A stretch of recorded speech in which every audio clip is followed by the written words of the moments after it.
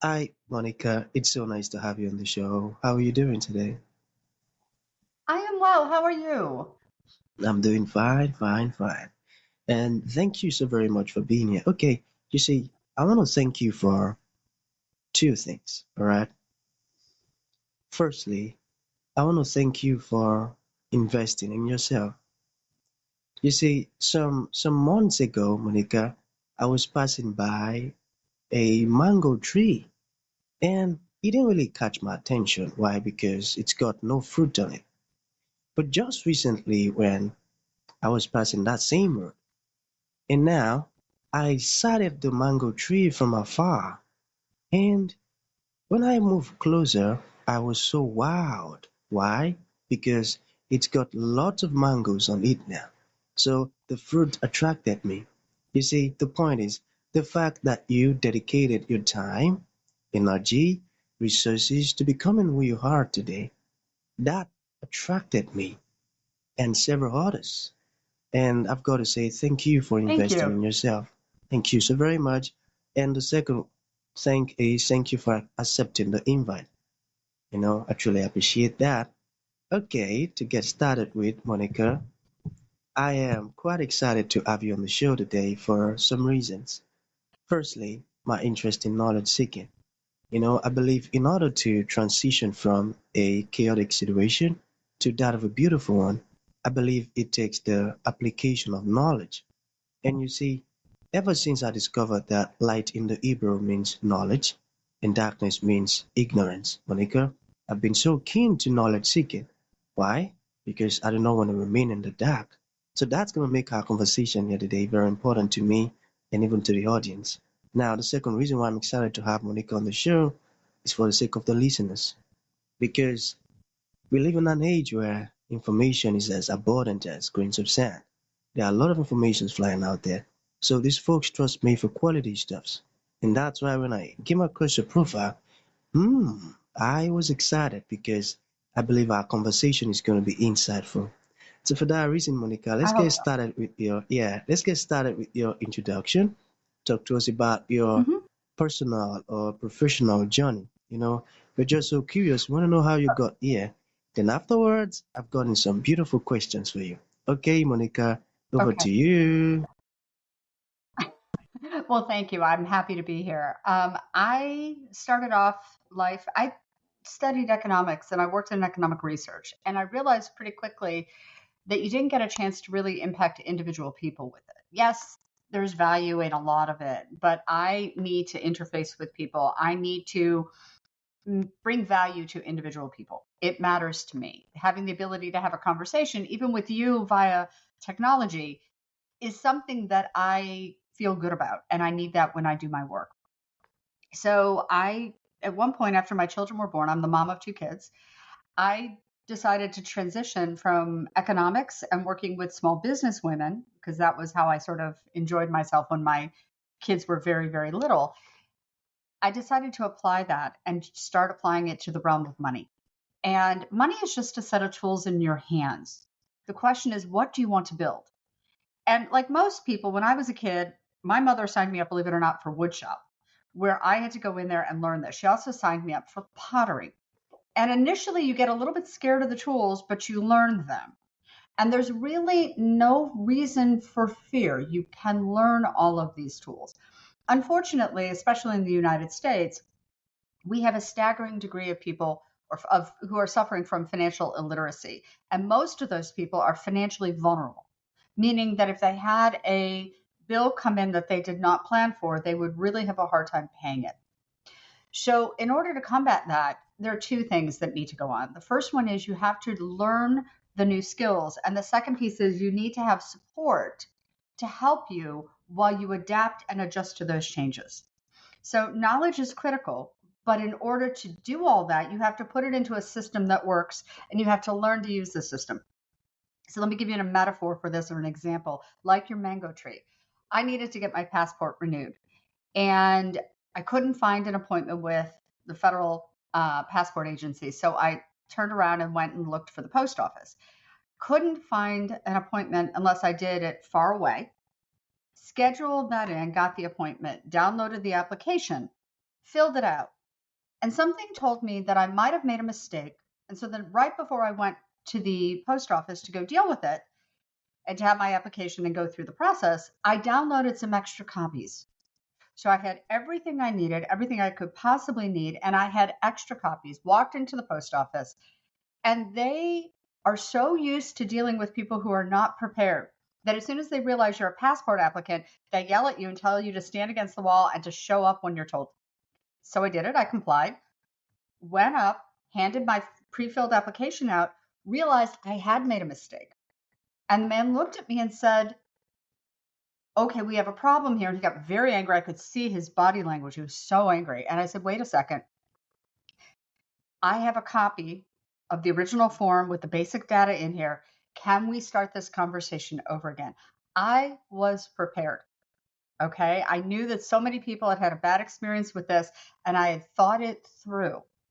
And he stood there for about 45 seconds and looked up at me and said, I was not prepared for this. I was not prepared for you to be this squared away. Handed him everything. 5 minutes later, 6 minutes later, he turned to me and said, okay, asked me a couple of questions. I paid my fee. And then the next person came in and he got the same treatment that I had. It wasn't personal. It's just that they're so overwhelmed with people who are not prepared. So what I tell people is there's a system here. You have to be prepared. And when you make mistakes, which you're going to, you need to be able to roll with the punches and shift so that you can move forward. What's the goal? No ego involved. What's the goal? And that's what I encourage people to do. You learn the system, you know you're going to make mistakes, and you roll with the punches so that you can move forward. And it starts really with what I like to call the financial defenses. So, anyways, back to me a little bit. I've been doing financial advisory for a very long time. I've done it with individuals, I've done angel investing. I joined Harmony because I really wanted to work on this program of actually giving people empowerment. And Harmony gave me the flexibility to not only work with clients as an advisor, but to work on a different side and actually help people learn to manage the system. So the people who normally couldn't reach somebody like me with years of experience could get to me so that they could make the changes and get back on the path so that they could find someone like me at a later date. So that's why I am where I am. Amazing. You see, I haven't heard anyone speak about money like you do. In that part where you mentioned that money is just a tool, that's amazing. And I feel like many individuals do not understand that statement. And that's why you see they just keep holding on to money and just keep, you know, entangling themselves with money. But there was this particular one I want us to talk about. So that's going to lead to the very first question. You know, every new year, folks used to have this new year resolutions and love the goals they want to smash. And now let's say there is someone listening to our conversation right now and he said, okay, Monica, I've got a question. You see, I had all of these New Year resolutions, goals, and I've just been winging at my goals. I've not been able to crush my goals. What are some insight or tips or anything that you have for me, to help me crush my goals? What would your response be? Okay, so there are a couple of things. You have to start from the position of where am I? Where do I want to go? So there's an old saying from Lewis Carroll, if any road will get you there, you may not like where you get to the end of it. Okay, I'm paraphrasing. But I want you to choose specifically what the goal is, and then we're going to work backwards.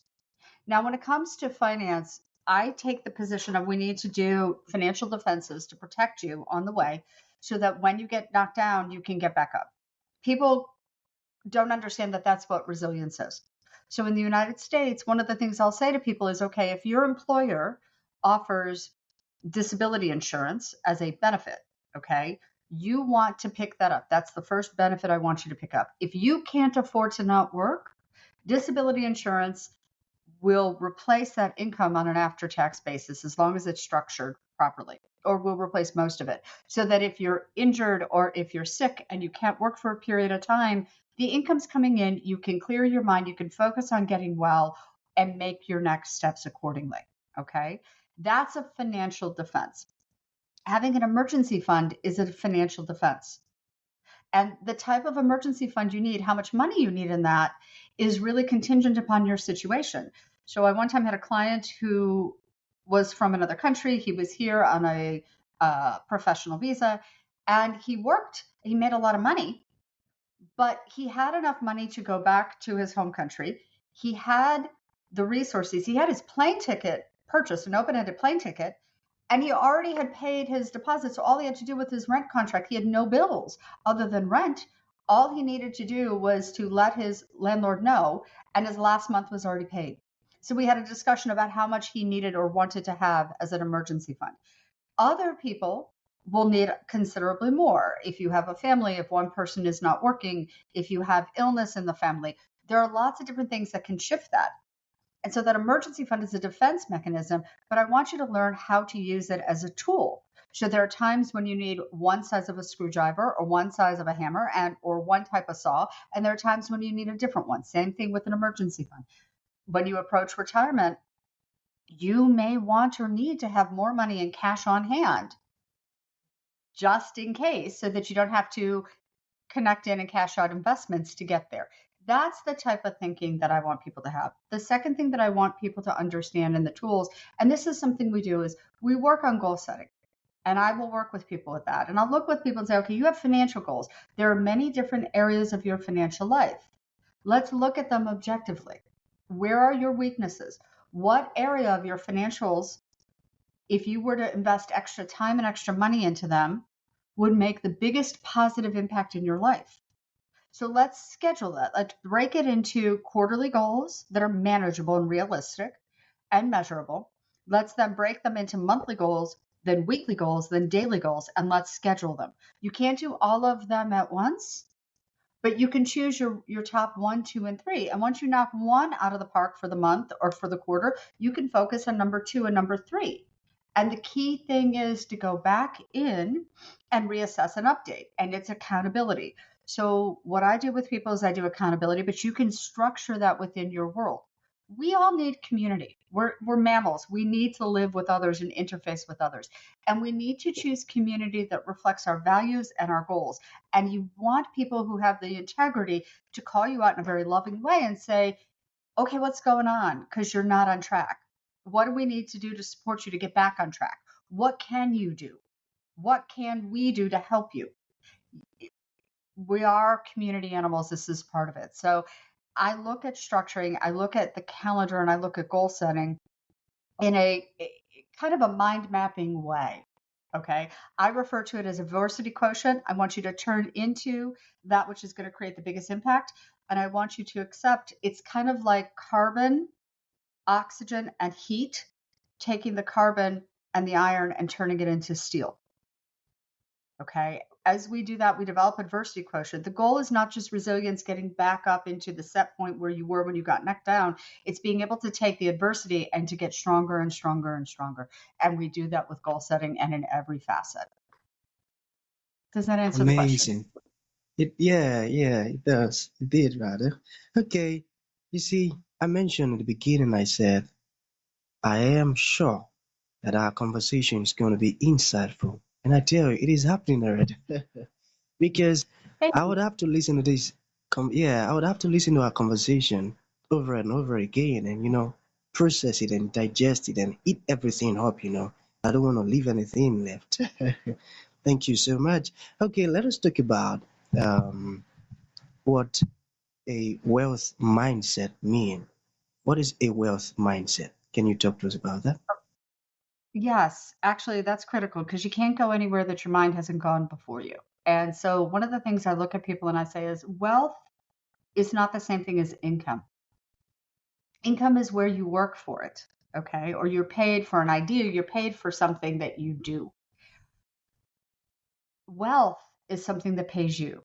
So somebody once said to me recently that money, when you put it to work for you, pays you. Give your money a job. And the key component to that is through life, you have to take some of the income you have and the resources you have, defer, don't use it immediately. Put it into some place or give it a job so that it starts to pay you. A wealth mindset is the mindset that gives you the power and the strength and the understanding of how to do that, how to manage that, and most importantly, how to manage the emotions. So, one of the things I'll tell people is when I watch what you're doing with your money, I can tell a lot about your emotional state. I can tell a lot about what's going on with that within you. And that's the key thing. We have to learn how to regulate the emotions so that we don't let the temporary issue, whatever it is, good or bad, interfere with the long term goal. But again, we have to do that in a realistic way. I want people to celebrate when they hit goals. I want people to celebrate life and to treat themselves with respect and with dignity. But that also includes turning around and saying, hey, like I've seen couples with modest incomes, we're both worked, and they lived off one income and they took the other one and invested it. Well, these people had more than enough in their 50s to retire early, whether it was voluntary or not. Retirement's going to happen whether you choose it or you don't. You need to be prepared for it. And they were able to, they had millions invested because of that attitude. The other thing is, one of the things I talk about in my program is that it's grit. We're aiming for grit. And grit stands for gratitude, resilience, instincts, and tenacity. So the instincts are those habits and those systems and thought patterns that are ingrained within us so that we can actually do it to some degree without tremendous conscious thought. We have that instinct as to this makes sense when I read the information and this doesn't, I need more information. I'm not going into self doubt. I have a sense and experience to be able to have good judgment on that. Tenacity means I have the ability to withhold and withstand sort of the turbulence. I can hold on and I know how to do it and when not to. So the gratitude is critical. That's where we start. We also believe that we are created to be financially responsible and financially independent, where we can build the wealth that funds that. And the resilience is the ability and the systems to be able to get back on. But instincts and tenacity have to be learned over time. So in physical fitness, they talk about there's form, things have to work properly. There's function, things have to work properly. There's health, okay? Then there's fitness and then there's performance. You have to go through all the different stages in order to get to the point where you have that wealth. And the mind has to learn the skills, learn the system, and learn how to control the emotions and not, wealth pays you. If I go into another meeting with a group of women where they tell me that their Louis Vuitton bag is an investment, okay? It's just a very difficult thing. And I'll ask them, how does it pay you? There are some people who can make a critical, a very significant claim that it does pay them. Okay. That their business is in such a place and such a condition that that actually works for them. So it is an investment and it pays them back. But for most of us, it isn't. And most of the people that I've seen who have achieved true wealth, okay, aren't necessarily impressed with that. They don't need to see that. Does that make sense? Yeah, I tell you. Oh man, oh man. Okay. So you mentioned retirement, all right? For folks who Mhm. would like to learn about retirement, like they want to plan for retirement, how do they go Mhm. about it? Can you talk about that? So one of the things I talk about is I want them to be very aware of how much money they're spending and where they're spending it. So that's always it. Money is a tool. I want you to use your tool strategically. Okay, what are you building with it? And then I want you to be aware of how much money it costs for you to live. People seem to think that when every day is Saturday, which is my way of thinking about retirement, when every day is Saturday, I can do whatever the heck I want, right? And so, what does that mean? What am I going to do with my time? What are my expenses? It still costs money to live. All right. So, I want you to be aware of what those true costs are and understand. People used to think that, oh, your costs will go down when you're not going to work. Well, what are you going to do with your time? Your needs to fill that time are going to still be there. Okay. You can't go from a life of productivity to not doing anything without you have to do something. People get bored. So the question is, what is it going to cost? The next thing that I want them to look at is their health. So the earlier you start taking responsibility for your health, the more it'll pay off in a lot of different ways. You'll be more productive. It'll be easier for you to succeed in a lot of things, to do things. You'll feel better. But as you get older, the more you've taken care of yourself, the easier it will be as you are older, and it's an expensive thing. So yeah, I want you to feel good. I want you to be healthy, but I'm also going to make an argument, if you need this, that it's a financial thing. The other thing people need to think about is as we get older, we get frailer and we live longer, and we sometimes need more intensive care, not on the medical side, but just on the general care side. So, what will it cost in your world to provide for that? Okay. It really is a thought process. It's thinking things down the line and then using your resources from today, your income, to plant those seeds to harvest those mangoes years down the road. Okay. I So love that's that. that's how I. Brilliant, Monica. That's amazing. You see, listening to you speak just prove how good you are at what you do. And and it banks on what I said earlier, that you invested in yourself. And thank you so very much. I tell you, I find it pleasurable to listen to you speak, because each time you open your mouth to say something, I am learning stuffs. And that's a good one. I love that. Okay, so Monica, to bring this to an end, what would you like to leave the audience with, like a final thought? And Okay. to those ones who would like to reach out to you, learn more about what you're doing, your programs and all. And you said so Okay. many amazing stuffs and it resonated and they would love to learn more. How can that be possible? Okay, so there's a couple of things that we are doing right now. First of all, I'm always available by email and I'd love to be here. And I wouldn't mind coming back at any time if you ever wanted to bring me back. If your audience has any additional questions, I'm happy to answer them. My email is mkaufman, K-A-U, F as in Frank, M-A-N, at harmonyam.com. And I'm always available by that. So please feel free to send me an email. The second thing is our website is harmonyam.com, www.harmonyam.com. You can see that. That's for the advisory side. If you have a need and you want to actually do some financial planning, or you want to do some asset management, please feel free to reach out to us via the website. The next thing is and our phone numbers are on there as well. The next thing is we also have an academy, and the academy is designed to help take people in a safe place, take them away from the sales pressure, and say, let's actually work on the mindset, okay, and give you the psychological and community support so that you're not alone as you shift these thoughts. These thoughts were developed and inherited over a very long time and reinforced through 4 or 5 generations. Okay. So it's not your fault there. This is no one's fault. The question is, what are you going to do with the opportunity starting today? You have agency. You can make things better today. What are you going to do that? If our program is the right thing, the Harmony Wealth Academy website is available to you. And you can reach out to me there. We will be starting the program soon to do that. And then for people who are in the United States, one of the things that we are offering is a done for you program. So if you feel like you need help getting the financial defenses set up, getting some of the basics put in place before the new year, and you really want someone to step in and do it, you can reach out. I'm not doing this for very many people, but in 30 days, I'm actually going to help you get organized, get structured, get those financial defenses in place, give you some awareness of where things are. And that is a special offering that we're doing this season. So I'd love to hear That's from so you if you're generous. interested. And thank you for the opportunity to talk to your Thank community. It's you. been a pleasure. Beautiful. So that's gonna be the end of the show, Monica. Thank you for coming and thank you for blessing our ears with this amazing stuff. Thank you so much.